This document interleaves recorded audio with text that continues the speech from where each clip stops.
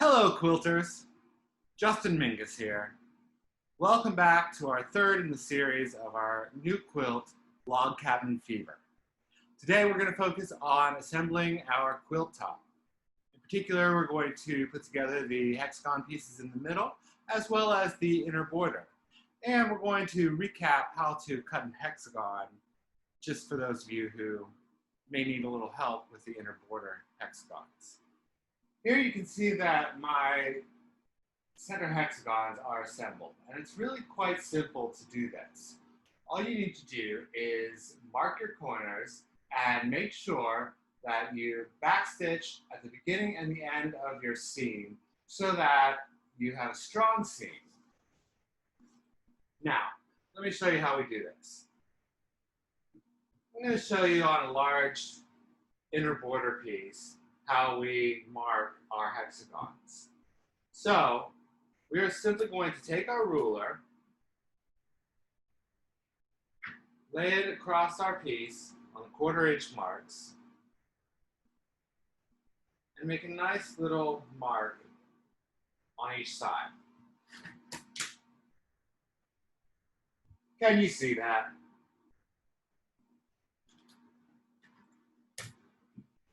Then we simply turn the hexagon and continue marking all of the corners.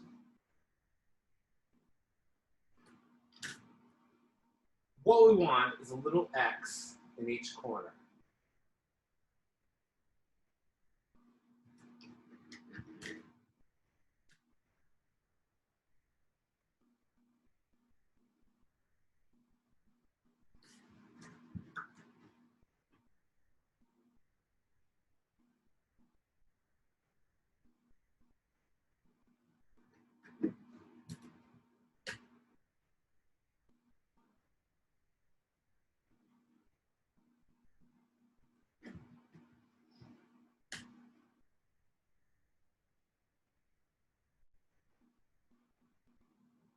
There we go.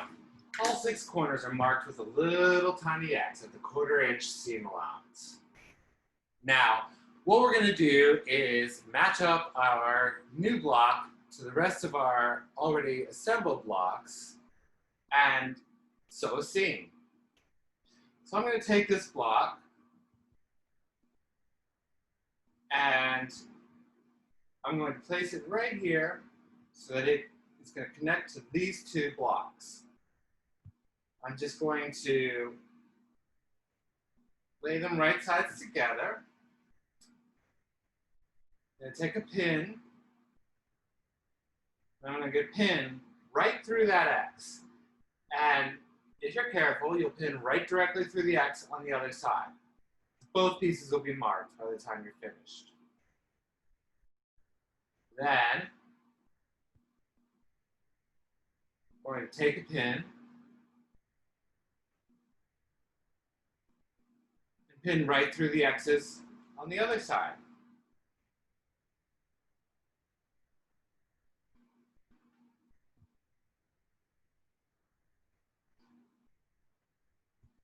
Then I'm going to take a look. Now, these 2 pieces seem to be pretty even, so we're not going to have to worry about it too much. But if there were a little bubble in here, I would make sure that the bubble was on the bottom when I'm sewing. That helps us to ease in the seam. But let's go ahead and head over to the sewing machine. Okay, with any bubble you might have being on the bottom, you're simply going to sew from point to point of your X's and backstitch at the beginning and the end.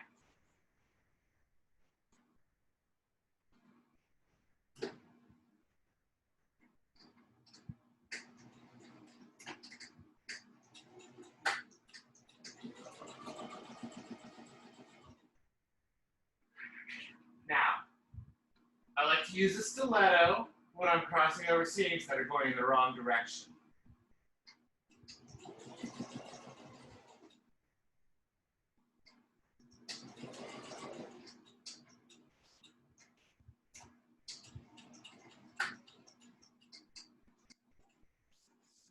Don't forget to backstitch on both sides. That's all there is to it. Now you've got a seam between this block and this block, and obviously next, you're going to have to sew a seam between this block and this block. Put them right sides to right sides. Pin through that X. And we'll head back to the sewing machine. Again, be sure that you backstitch the beginning and the end of your seam.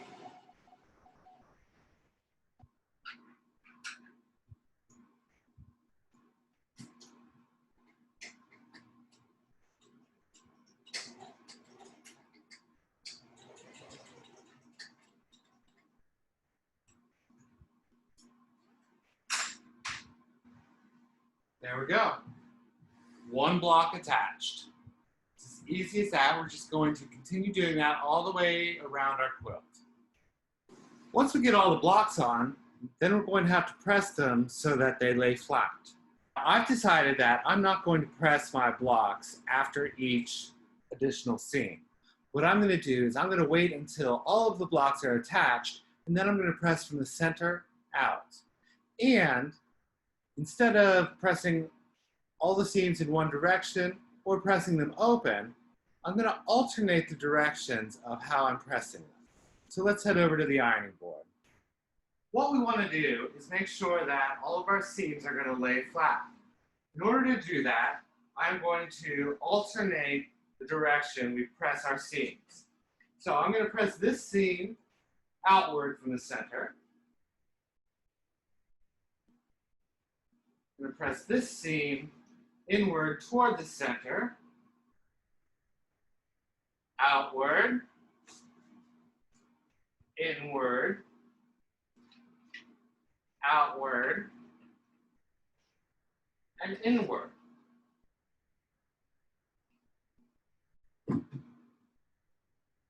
So this seam is laying in this direction. This seam is coming in this direction. This seam is going out, in, out, in. Now, I'm going to open up these little corners where it intersects. I'm going to give those a good press too. This is called furling the seams. What you want is a cute little hexagon right at each of your points.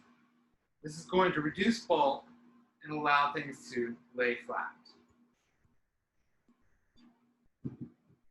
Now, that's really all there is to this section of the tutorial, except I'm going to take a moment and I'm going to show you again how we cut a hexagon without using a hexagon ruler. So when you're cutting your inner border, you're going to first cut strips that are 8 1/4 inches long.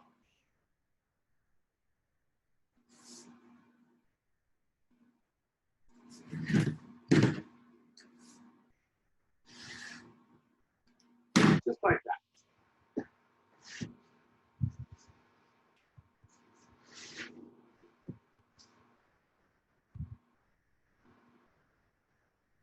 Now I'm going to trim off my end here where the selvage is.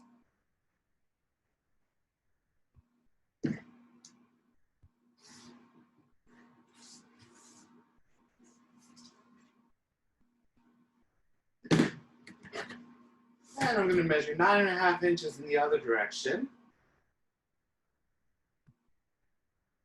Then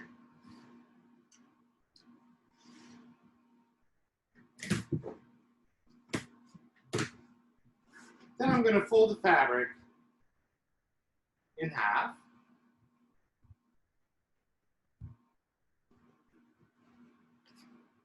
Lay my ruler on the 60-degree angle with a point at the corner of the piece. And give it a quick trim. Flip it over. Again, lay my ruler on the 60-degree angle on the fold right up to the corner of the piece.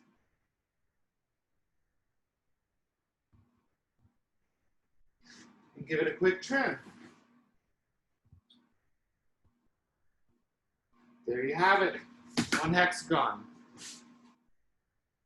So that's all you have to do for this section.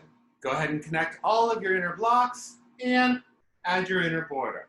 I'm going to go ahead and do that, and I will see you next week.